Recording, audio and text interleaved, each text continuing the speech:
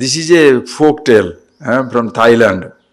I was reading some books of different folk tales, very nice one. That's very interesting. There was a person, his name is Blockhead. His name is Blockhead. Okay, Blockhead, not stupid. His name is Blockhead. Mrs. Blockhead is not that blockhead, little unblockhead. She's little smart. So they were living in a nice house. Now the house is very, very old, going to be in a very dilapidated condition. So the Mrs. Blockhead asked the husband, why don't you do it? He says, no, it's okay. He doesn't want to work. Very lazy. He doesn't want to work. He says, no, it's all right, you do it. Say, she can't do it. Then she goes on telling him, so he gets angry. Then he goes to eat, okay, tomorrow. So eat today and sleep. No money. Then this lady thought something must be done because this blockhead will never do it. So what he do? He asked another person, but he knows her husband can fix the house, and that is how he earns a living. But he'll do fix up other people's house for money, but he won't fix his own house. So what he did? He asked the fellow to dig a hole from his house, take some 20-30 feet, take it around and bring it back. Road. So he goes inside, goes and comes up. Then next day the wife says, our neighbor, he wants his house to be fixed. Huh?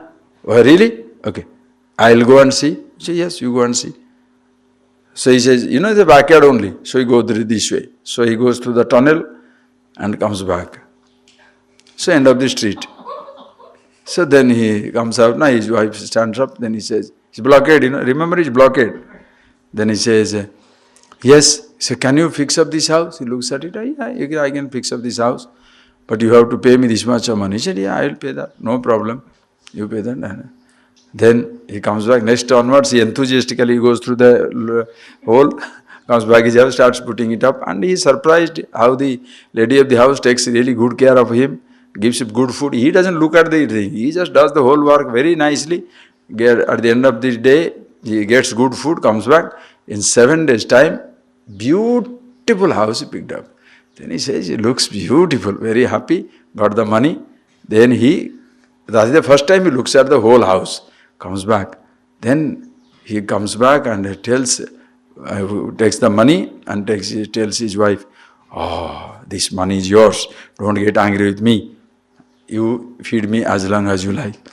Hey, but this looks like our own house.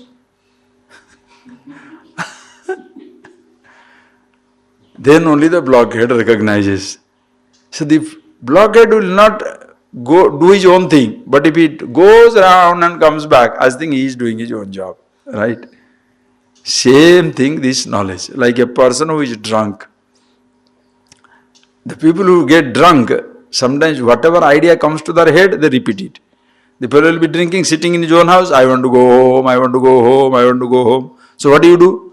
You take him little route, 20-30 feet, take him, okay, we are taking you home. Over there, now reach home. Now he is very happy, he has reached home. He is drunk. Like the village of fools. So many examples you can take, like a village of fools. The fellow goes there and he sees. As they are going, they saw the moon has fallen into the well. Oh, moon is their god. They got into the well.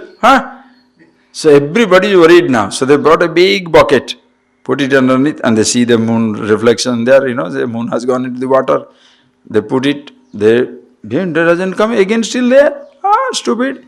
Then again they put it, and now lastly they say that the bucket got fixed up in the side of the well. Now the moon is going to say, oh, heavy is not coming. So everybody starts pulling. When everybody starts pulling, a poor little rope gives way, snaps, and they fall down. When they fall down, they see the moon. Moon is rescued. This is a village of fools, but that is the type of rescue. When did the moon fall to be rescued? When were you tied to be freed? No human being is in bondage. Always you are free. That's why vimuktascha vimuchyate. What line? That is why, worry the question of a teacher promising you freedom, the religion promising you freedom, the guru freedom, the God promising you freedom or liberation, you are already free. If you take this, most religions in the world will die a natural death. Suppose all the people understand these things. Now who is going to depend on who? I am already free. What is the question of I being wanting to be dependent on you to make me free? I am free. But the fellow will insist, no, you are not free. If you say you are free, you are arrogant. Wonderful. If you say you are happy, you are stupid. Wonderful. So I have to accept that I am stupid so that I can depend on you. For what? Understand this knowledge. That is why go to a teacher. The teacher is the one, not the one who creates a need for him in many hearts. But how many hearts it take away for the need of a teacher? That is the teaching. Teacher is not the one who creates a need for himself in the heart of somebody, but takes away the very need for a teacher. The scripture is that which doesn't create a need for the scripture, but takes away the very need for a scripture. You don't need anything to be free. You can't depend to be independent. Why? Because you are the king. Ekadasadwara Puram.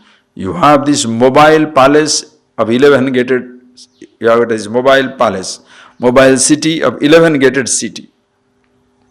You are the king there ruling over it. In his presence, all activities taking place. Anushtaya, Gyantva, Dhyatva, na sochati, never grieves. And that's something not only here, but also everywhere. How it is everywhere? The Sarvatma Bhava is talked about. The Sarvatma Bhava means you are one with everything. This is usually not known to many people. There are many philosophers also, they take this idea. What is that? Drashta is not the drushya. Seer is not seen. That's a very nice logic. Many people will take. Many people will take it out. Seer is not the seen. They will, that's a simple logic that many people will take away. But that the seer is everything, they don't take.